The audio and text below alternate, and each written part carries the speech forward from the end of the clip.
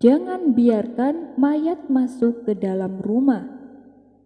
Dikisahkan ada kawan Abu Nawas yang hidup dalam kemiskinan. Rumahnya sempit dan gelap, bahkan tak ada selembar tikar pun di dalamnya. Terkadang sehari ia makan dan sehari ia puasa. Itu dikarenakan ia tidak punya makanan. Ketika musim dingin tiba, Abu Nawas main ke rumah kawannya itu. Ia membawa beberapa bekal makanan untuk dibagikan kepadanya. Melihat kedatangan Abu Nawas, kawannya itu langsung menyambutnya. "Hai Abu Nawas, apa kabar? Silakan masuk," ajak kawannya. "Apa yang kau bawa itu?" tanya kawannya melanjutkan. "Oh, ini aku bawa beberapa potong roti untukmu," jawab Abu Nawas. "Terima kasih Abu Nawas. Dari kemarin aku belum makan, dan alhamdulillah kau datang membawa makanan," balas kawannya penuh bahagia. "Kita duduk di teras depan rumah saja yuk, biar ngobrolnya enak," kata Abu Nawas. Mereka berdua pun lalu ngobrol panjang lebar sambil diselingi canda tawa. "Oh iya kawan, ngomong-ngomong, kenapa kau tidak bekerja biar kamu punya penghidupan yang lebih layak? Kamu mau terus-terusan tinggal di gubuk seperti ini? Kecil, sempit dan gelap," tutur Abu Nawas. "Aku sudah berusaha ke sana kemari mencari pekerjaan, tapi masih belum juga aku dapatkan," sahut kawannya. "Kebetulan sekali ada kawanku yang membutuhkan tenaga kerja. Kalau kau mau, aku bisa mengantarkanmu kepadanya," kata Abu Nawas. "Aku mau Abu Nawas, kapan kita ke sana dan pekerjaan apa yang akan aku lakukan?" tanya kawannya. "Pekerjaannya adalah menjaga kebun kurma. Katanya sih sebentar lagi akan panen, jadi sekalian kau bantu dia menjual hasil kurmanya," jawab Abu Nawas. Mendengar kabar yang menggembirakan, kawan Abu Nawas ini tak henti-hentinya mengucapkan rasa syukur. Di tengah-tengah rasa bahagianya, tiba-tiba lewat rombongan orang yang sedang mengusung jenazah. Di antara para pelayat ada salah satu wanita yang terus menangis. Rupanya dia adalah istri dari jenazah yang akan dimakamkan. Di dalam tangisnya, ia terus-terusan menjerit, "Wahai suamiku, mengapa kau tinggalkan aku begitu cepat? Kau pergi ke tempat yang sempit dan gelap, tanpa cahaya, tanpa api dan makanan. Bahkan tak ada selembar tikar pun di dalamnya." Mendengar jeritan wanita tersebut, Abu Nawas bergegas mengajak kawannya untuk masuk ke dalam rumah. "Cepat kunci pintu dan jendelanya," perintah Abu Nawas. Dengan penuh keheranan, kawannya itu menuruti perkataan Abu Nawas. Ia mengunci pintu dan jendela rapat-rapat. "Sebenarnya ada apa Abu Nawas? Kau jangan membuatku takut," tanya kawannya. "Apa kau tak mendengarnya? Wanita itu sedang membicarakan rumahmu yang sempit dan gelap. Mereka hendak membawa orang mati ke dalam rumahmu. Makanya aku menyuruhmu untuk mengunci pintu dan jendela. Jangan sampai membiarkan mereka masuk," jelas Abu Nawas. Tapi Abu Nawas, yang dimaksud wanita itu adalah liang kubur, bukan rumahku, timpal kawannya. "Oh begitu ya, aku kira rumahmu. Soalnya apa yang dikatakan wanita tersebut ciri-cirinya sama persis seperti rumahmu," celetuk Abu Nawas sambil tertawa. "Sialan kau Abu Nawas, aku kira kau sungguhan, ternyata hanya ingin mengerjaiku," gerutu kawannya.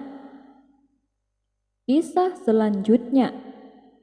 Ada-ada saja akal Abu Nawas untuk membuat Baginda Raja tak berkutik manakala dirinya tak sanggup menjalankan tugasnya. Seperti pada kisah berikut ini. Diceritakan, suatu hari Baginda Raja memerintahkan Abu Nawas untuk membelikannya seekor sapi yang gemuk. Sekarang pergilah ke pasar dan segera bawakan ke hadapanku seekor sapi yang besar dan gemuk, titah Baginda Raja. Tugasnya memang sederhana, tapi yang membuat Abu Nawas bingung, Baginda Raja sama sekali tak memberinya uang. Padahal untuk membeli sapi yang diinginkan tentulah sangat mahal. Harganya yaitu sekitar 100 dinar. Sedangkan Abu Nawas sendiri tak memiliki uang sebanyak itu. Dalam hati ia pun berkata, "Paduka Raja pasti sengaja ingin mengerjaiku," pikir Abu Nawas. Tapi namanya saja Abu Nawas, ia tak pernah kehilangan akal cerdiknya. Setelah lama berpikir, Abu Nawas akhirnya mendapatkan sebuah ide yang cemerlang. Ia pun segera berangkat pergi ke pasar. Sesampainya di sana, ia mendapati seorang penjual sapi sedang tertidur pulas di samping sapi miliknya. Abu Nawas kemudian membangunkannya dengan tangan meraba-raba. Si penjual sapi bangun dari tidurnya. Ternyata ia adalah seorang yang buta matanya. Melihat hal itu, Abu Nawas langsung memanfaatkannya. "Hai kawan, apakah kau tahu bahwa sapi yang kamu jual ini adalah sapi ajaib? Sapi ini bisa berbicara tapi hanya kepada orang-orang yang jujur."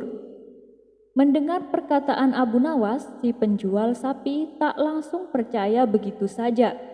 Tetapi Abu Nawas meyakinkannya bahwa yang dikatakannya adalah benar. Karena penasaran, penjual sapi tersebut bertanya kepada sapi miliknya, "Apakah benar kamu bisa berbicara?"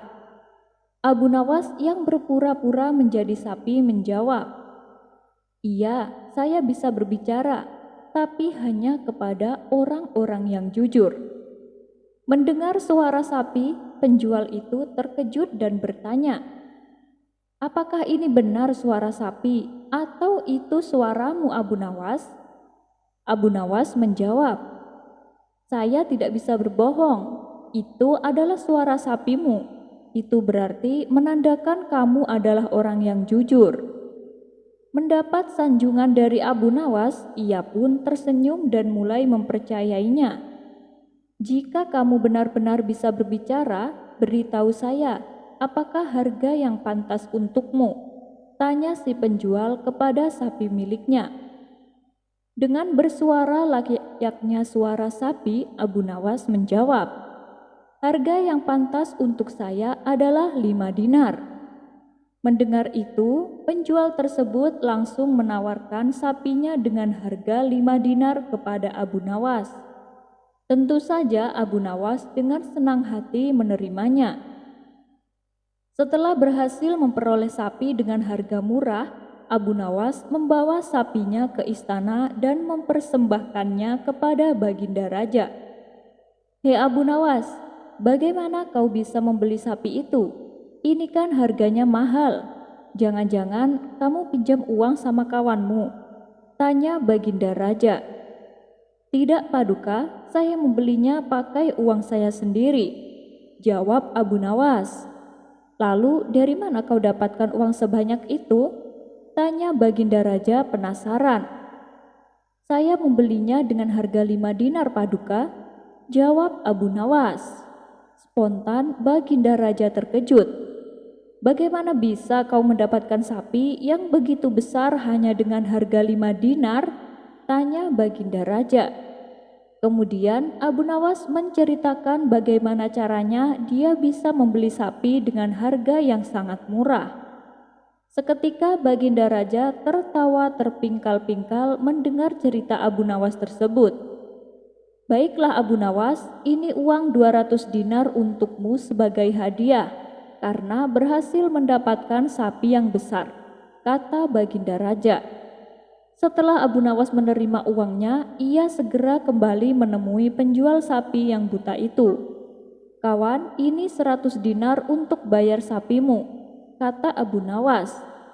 "Tapi bukankah tadi kamu sudah membayarnya?" balas si penjual sapi. "Sudah, terima saja dan banyak." Sudah, terima saja, dan jangan banyak tanya, ujar Abu Nawas. Si pemilik sapi pun dengan senang hati menerimanya. Sementara Abu Nawas pulang ke rumah dengan membawa sisa uang 100 dinar. Kisah selanjutnya. Hampir seluruh penduduk Baghdad mengetahui siapa itu Abu Nawas, seorang sufi jenaka yang penuh dengan nasihat-nasihat konyol. Akan tetapi di balik nasihat konyolnya itu ternyata mengandung kebenaran. Hal inilah yang membuat raja negeri seberang terkagum-kagum dengan sosok Abu Nawas. Hingga pada suatu hari raja tersebut bertamu ke istana Raja Harun ar-Rasyid. Ia menyatakan keinginannya supaya dipertemukan dengan Abu Nawas. "Ada perlu apa kamu dengan Abu Nawas?" tanya Raja Harun ar-Rasyid. "Saya ingin tahu apakah Abu Nawas benar-benar sebijak yang diceritakan orang-orang," jawab tamunya yang juga seorang raja. Mendengar keinginan tamunya itu, Raja Harun ar-Rasyid pun segera memerintahkan beberapa pengawal untuk mengundang Abu Nawas datang ke istana. Singkat cerita, datanglah Abu Nawas dan menghadap Baginda Raja. "Wahai Abu Nawas, tamu saya ini seorang raja dari negeri seberang. Katanya beliau ingin bertemu denganmu," kata Baginda Raja. "Siap Paduka yang mulia, kiranya ada kepentingan apa wahai Paduka?" tanya Abu Nawas. Kemudian raja negeri seberang itu berkata, "Wahai Abu Nawas, aku ingin menguji kecerdasanmu. Berikan padaku nasihat yang terbaik dalam 3 kata saja," pinta raja tersebut. Abu Nawas merenung sejenak. Ia pun kemudian menjawab, "Nasihat 3 kata saya adalah jangan mendengarkan nasihat." Raja itu pun terkejut dan bertanya, "Apa maksudmu Abu Nawas? Coba jelaskan padaku." Lalu Abu Nawas menjelaskan, "Wahai Raja, ketika Anda menerima nasihat, Anda harus memutuskan suatu masalah dengan baik dan bijak. Tapi jika Anda tidak mendengarkan nasihat sama sekali, Anda tidak perlu khawatir apakah harus memutuskannya dengan baik atau tidak. Oleh karena itu, nasihat terbaik jangan mendengarkannya," terang Abu Nawas. Raja itu pun tersenyum dan mengakui kecerdasan Abu Nawas. Ia melihat bahwa Abu Nawas tidak hanya cerdik, tetapi juga memiliki pemahaman mendalam tentang kebijaksanaan. Cerita ini menggambarkan kecerdikan Abu Nawas dalam memberikan jawaban yang sederhana namun dalam. Pada pertanyaan yang sulit, ia menunjukkan bahwa terkadang ketidakpahaman adalah solusi terbaik dalam menghadapi masalah yang sulit. Kisah selanjutnya. Pada suatu hari, Baginda Raja mengundang Abu Nawas untuk datang ke istananya. Ia meminta kepada Abu Nawas supaya memberinya pelajaran tentang kebijakan dan etika. Baginda Raja ingin tahu sejauh mana Abu Nawas dapat menjawab pertanyaan-pertanyaannya. "Abu Nawas, apa yang harus kita lakukan untuk menjadi bijak?" tanya Baginda Raja. "Untuk menjadi bijak, Paduka harus belajar dari kesalahan," jawab Abu Nawas. Baginda Raja yang berharap mendapat nasihat yang lebih serius agak kecewa dengan jawaban tersebut. "Baiklah Abu Nawas, lalu bagaimana kita bisa belajar dari kesalahan?" tanya Baginda Raja kembali.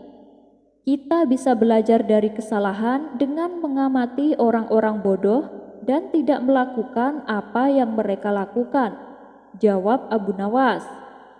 Baginda Raja pun tersenyum dan memahami pesan yang disampaikan oleh Abu Nawas. Dia tahu bahwa Abu Nawas telah memberikan pelajaran yang mendalam tentang kebijakan dan etika dengan caranya yang khas dan humoris. Karomah Syekh Mansur bin Amar. Alkisah, ada seorang pemuda yang kekayaannya sangat berlimpah. Sayangnya, pemuda Muslim itu suka lalai dari perintah agama. Tidak jarang dirinya larut dalam pesta pora atau bahkan mabuk-mabukan.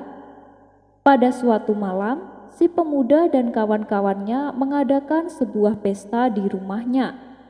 Mereka menghabiskan malam dengan menenggak minuman-minuman keras hingga menjelang pagi. Setelah waktu menunjukkan siang, si pemuda bangun dengan tubuh sempoyongan.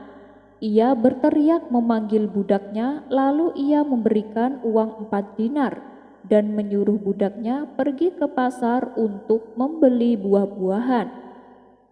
Budak itu dengan sigap menjalankan perintah. Namun dalam hatinya masih tersirat kegelisahan. Ia merasa ingin menasehati tuannya agar berhenti mabuk-mabukan. Tapi apa daya, dirinya terlalu takut untuk berbicara. Sebab majikannya itu suka menyiksa apabila sudah terlampau emosi. Di tengah perjalanannya menuju ke pasar, budak tersebut berpapasan dengan seorang ulama yang bernama Syekh Mansur bin Amar. Beliau adalah ulama yang terkenal sebagai sosok yang zuhud. Doa-doanya selalu dikabulkan sehingga banyak orang-orang yang datang ke rumahnya untuk sekedar meminta didoakan. Kemudian saat si budak mengucapkan salam, tiba-tiba Syekh Mansur berkata, "Sedekahkan uang 4 dirham yang kau bawa." Si budak spontan terkejut. Bagaimana mungkin Syekh Mansur tahu kalau dirinya menyimpan uang 4 dirham? Tanpa pikir panjang, ia pun menitipkan uangnya kepada Syekh Mansur untuk disedekahkan. "Apa doa yang kau inginkan?" tanya Syekh Mansur. Lalu budak itu menjawab, "Pertama, aku memiliki seorang majikan yang bengis. Aku ingin terlepas darinya. Kedua, aku berharap Allah mengganti 4 dirham itu untukku. Yang ketiga, aku ingin Allah menerima taubat majikan saya. Dan yang keempat, aku ingin semoga Allah memberikan ampunan untukku, untuk majikanku, untuk orang-orang yang hadir di rumah majikanku. Itu serta untuk engkau wahai Tuan Syekh." Mendengar keinginan si budak, Syekh Mansur kemudian menengadahkan tangannya dan berdoa kepada Allah. Setelah didoakan, si budak lantas pamit pulang. Singkat cerita, pulanglah si budak tanpa membawa buah-buahan yang diperintahkan majikannya. Ketika sampai di depan rumah, ia mendapati majikannya sudah menunggunya di depan pintu. Raut wajah pemuda kaya raya itu seperti menahan amarah. "Kemana saja kamu? Kenapa lama sekali? Dan mana buahnya?" bentak sang majikan. "Saya tadi berjumpa dengan Syekh Mansur bin Amar, Tuan," jawab si budak. Kemudian ia menceritakan bahwa uang 4 dirhamnya ia sedekahkan melalui Syekh Mansur. Dari 4 dirham tersebut, ia diperkenankan meminta 4 keinginan yang nantinya akan didoakan oleh Syekh Mansur. Begitu mendengar nama Syekh Mansur disebut, meredamlah emosi sang majikan. "Lalu apa saja 4 keinginanmu itu?" tanya sang majikan. "Pertama, saya memohon kepada Allah agar saya dibebaskan dari perbudakan," jawab si budak. "Baiklah, mulai saat ini kamu saya merdekakan. Engkau sekarang orang yang bebas," sahut sang majikan. "Lantas apa permintaanmu yang kedua?" tanya sang majikan melanjutkan. "Saya meminta agar Allah mengganti 4 dirham itu," jawab si budak. "Ini 4 dirham untukmu," kata sang majikan sambil memberikan uangnya. "Kemudian apa keinginanmu selanjutnya?" tanya sang majikan kembali. "Saya memohon kepada Allah agar Allah menerima taubatmu," jawab si budak. Seketika sang majikan tertunduk lesu. Air matanya meleleh membasahi pipinya. Ia lalu segera masuk ke dalam rumahnya dan menyingkirkan dan memecahkan gelas-gelas arak. Ya Allah, aku bertaubat kepadamu. Aku berjanji tidak akan mengulangi perbuatan maksiat ini selamanya, kata sang majikan sembari mengangkat kedua tangannya. Kemudian ia pun kembali menemui budaknya. Beritahu padaku, apa keinginan terakhirmu? Tanya sang majikan. Terakhir, saya memohon agar Allah bersedia memberikan ampunannya untukmu, serta semua kawanmu yang hadir di rumah ini. Jawab si budak. Sungguh itu bukan wewenangku, hanya Allah yang bisa mengabulkan itu, tutur sang majikan. Sesudah itu keduanya pun berpisah. Pada malam harinya sang majikan bermimpi. Ia mendengar suara yang berseru kepadanya, "Sungguh kau telah melakukan apa-apa yang menjadi wewenangmu, dan Allah telah mengampuni bekas budakmu dan semua orang yang hadir dan juga Mansur bin Ammar." Demikianlah sekelumit kisah tentang karomah Syekh Mansur bin Ammar. Kalahkan perampok dengan kurma busuk. Diceritakan, beredar kabar ada sebuah desa yang menyimpan harta karun. Desas-desus tersebut memicu orang-orang dari segala penjuru berdatangan ke desa itu. Mereka berlomba-lomba untuk menemukan harta karun yang tersimpan. Ketika Abu Nawas mendengar kabar itu, ia pun menjadi penasaran dan berniat mendatangi desa tersebut. Singkat cerita, pergilah Abu Nawas dengan mengendarai keledai kesayangannya. Setibanya di desa itu, ternyata ada kawan Abu Nawas yang merupakan penduduk setempat. "Wahai Abu Nawas, ayo mampir ke rumahku," ajak kawannya. Kemudian Abu Nawas dipersilahkan masuk. Mereka berdua pun duduk di ruang tamu.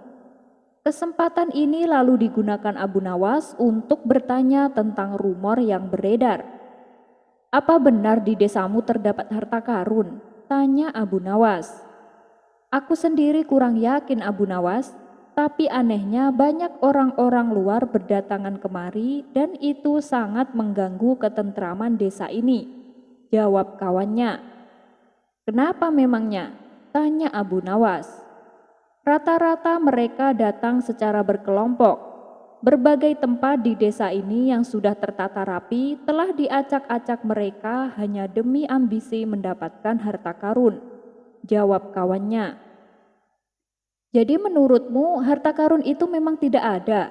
tanya Abu Nawas memastikan. "Sepertinya memang tidak ada. Kalaupun ada, tentu penduduk desa ini yang lebih dulu menemukannya," jawab kawannya. "Oh begitu. Lalu mengenai orang-orang luar yang berdatangan kemari, kenapa penduduk sini tidak melarangnya?" tanya Abu Nawas. "Bagaimana mungkin Abu Nawas? Mereka datang dengan jumlah yang tak kalah banyak. Dan yang aku dengar, besok akan ada kelompok pemburu harta karun yang juga akan datang kemari," kata kawannya memberitahu. Mendengar hal itu, Abu Nawas pun akhirnya berniat membantu kawannya agar desa yang ditinggalinya kembali menjadi tentram. Dengan akal cerdiknya, Abu Nawas membuat siasat untuk mengelabui kelompok pemburu harta karun yang sedianya akan datang ke desa itu.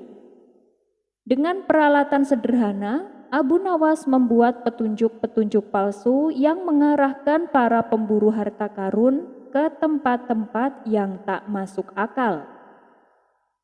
Misalnya ia membuat tanda-tanda yang menunjukkan bahwa harta karun terpendam di bawah sumur tua atau di bawah pohon-pohon tua yang lapuk.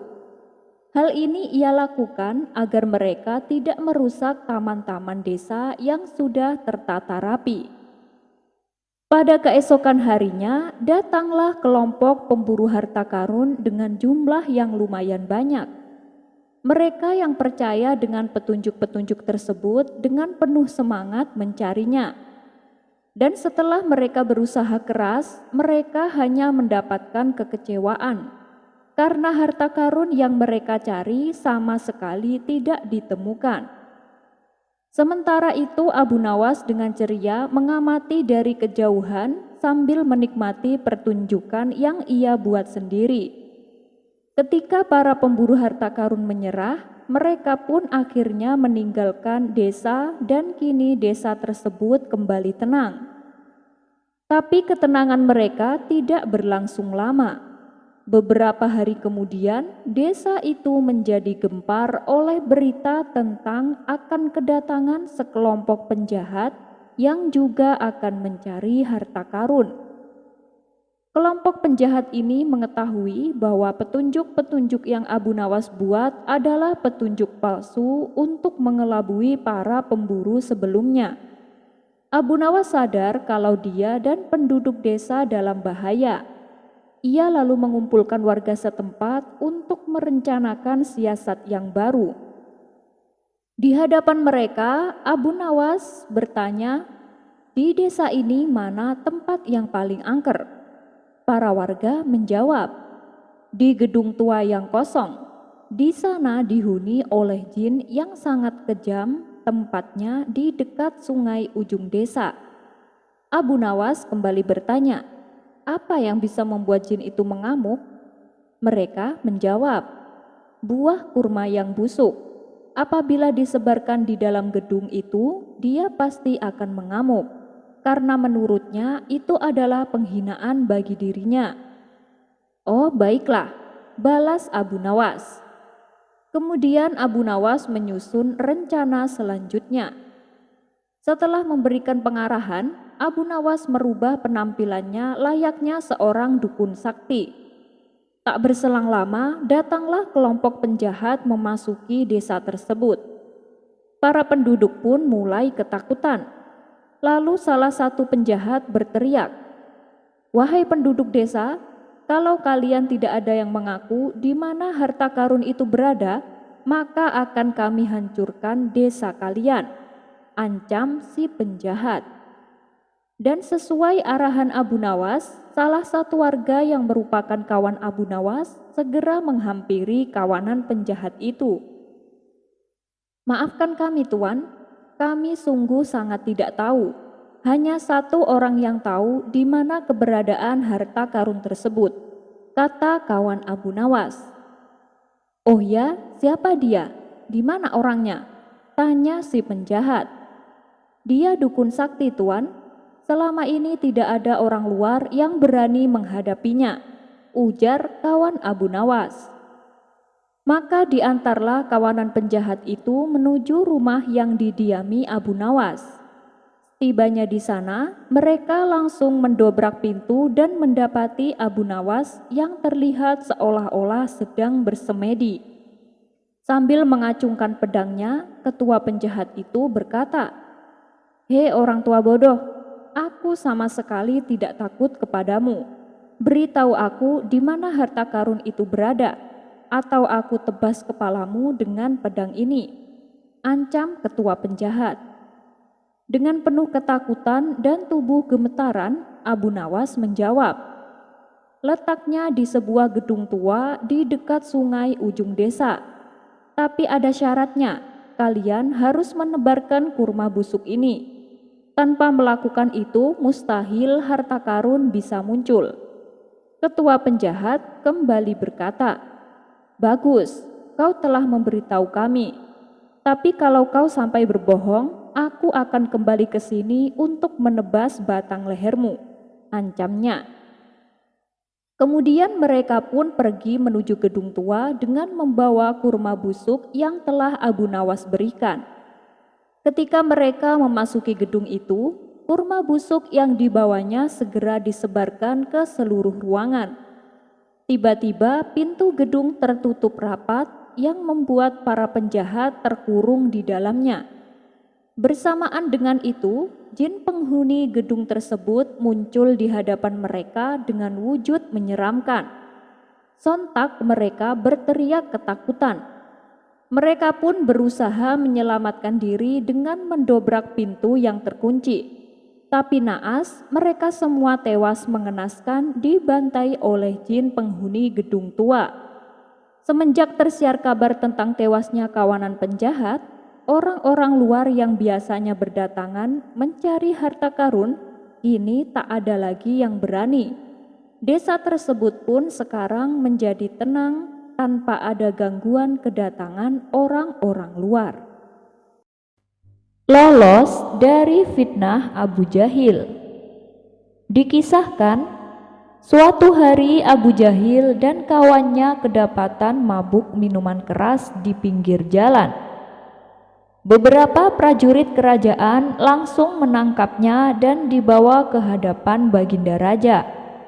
Abu Nawas yang kebetulan melintas di tempat itu juga ikut ditangkap oleh pengawal kerajaan.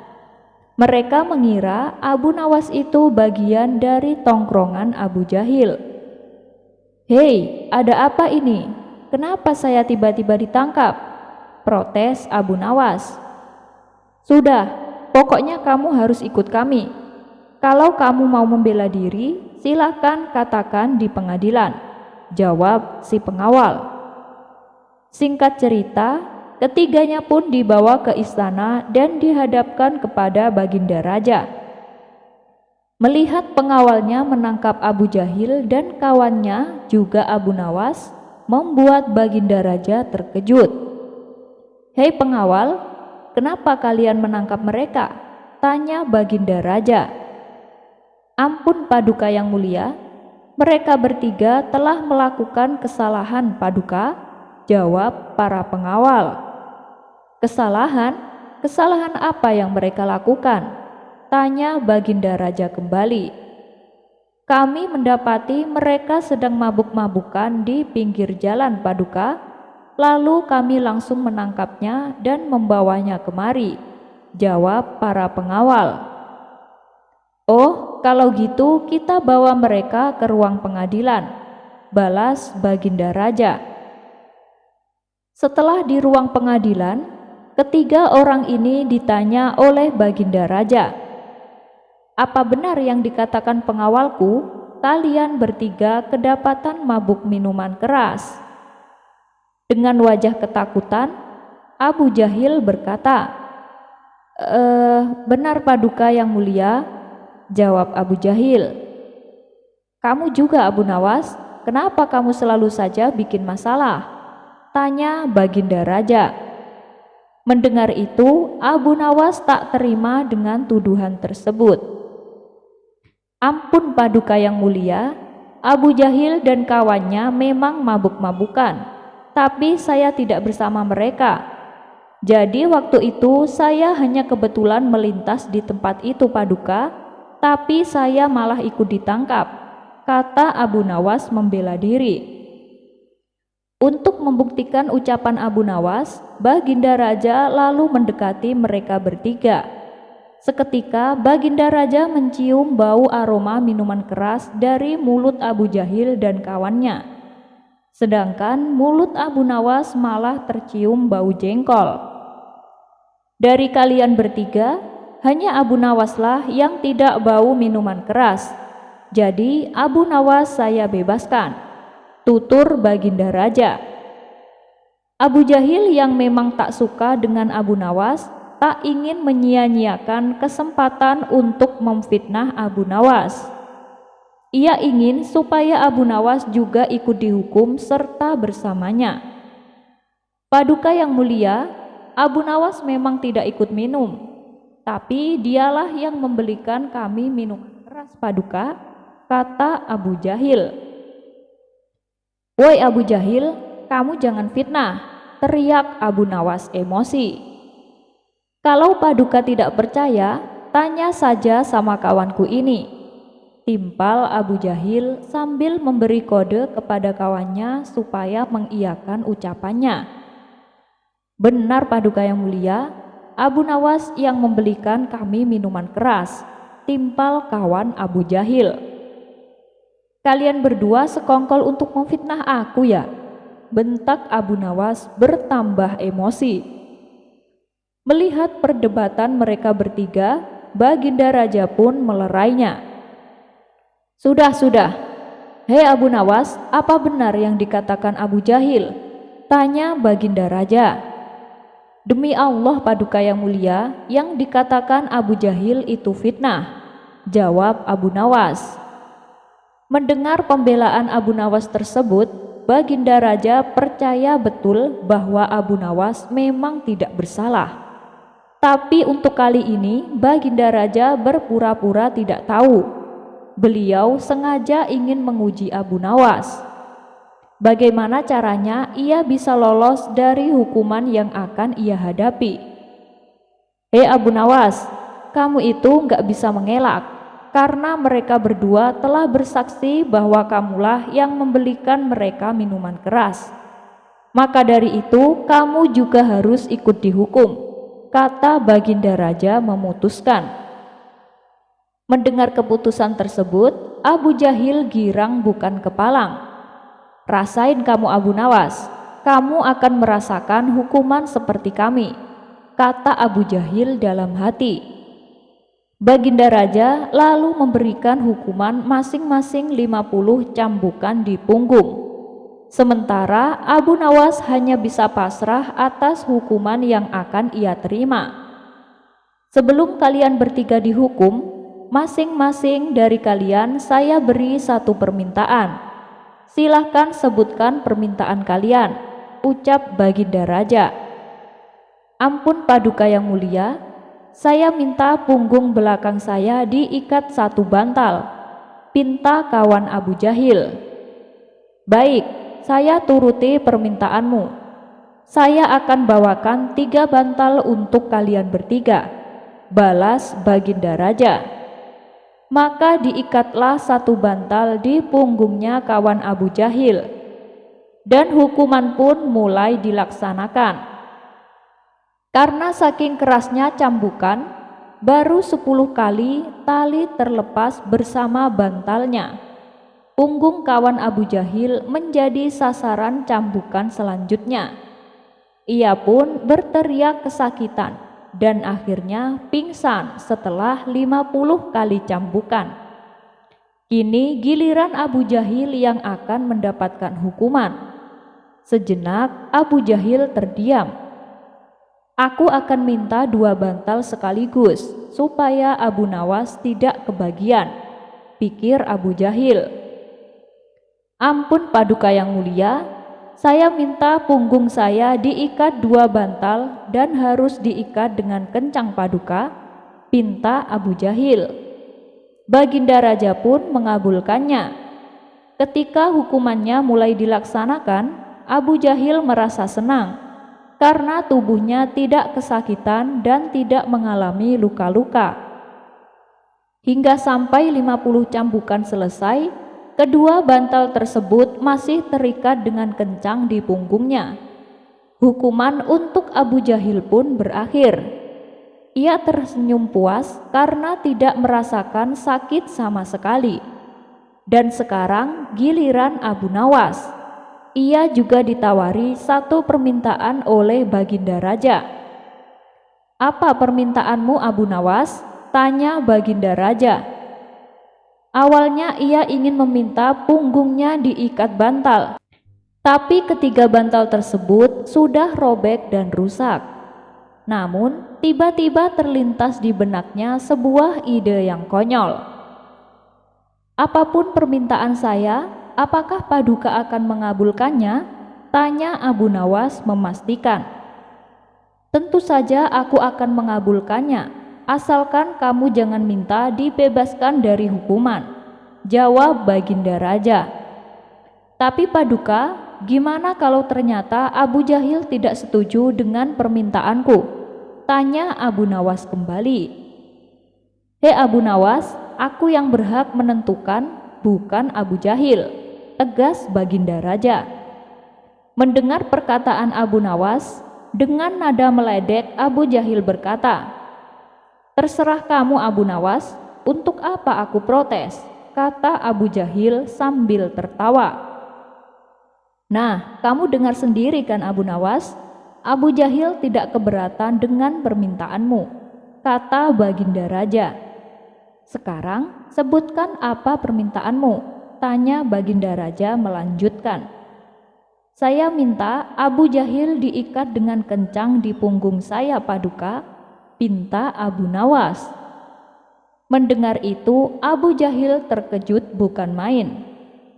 Apa-apaan kau Abu Nawas? Saya gak mau, teriak Abu Jahil yang tiba-tiba emosi. Abu Jahil, akulah yang berhak menentukan. Dan sesuai janjiku, apapun permintaan Abu Nawas akan aku kabulkan, bentak Baginda Raja. Akhirnya dengan terpaksa Abu Jahil merelakan tubuhnya diikat di belakang punggung Abu Nawas. Saat hukuman mulai dilaksanakan, dari cambukan pertama sampai cambukan terakhir, Abu Jahil terus-terusan berteriak karena kesakitan. Dan setelah hukuman Abu Nawas berakhir, Abu Jahil terlihat pingsan. Dan ketika tali ikatannya dilepas, Abu Jahil langsung jatuh tersungkur ke tanah. Sedangkan Abu Nawas masih tegap berdiri. Abu Nawas pun lalu pergi meninggalkan istana dengan wajah cengengesan. Sementara Baginda Raja memuji akan kecerdasan Abu Nawas. Sebab Abu Nawas bukan hanya bisa lolos dari hukuman, tapi ia juga bisa membuat Abu Jahil mendapatkan hukuman atas perbuatannya.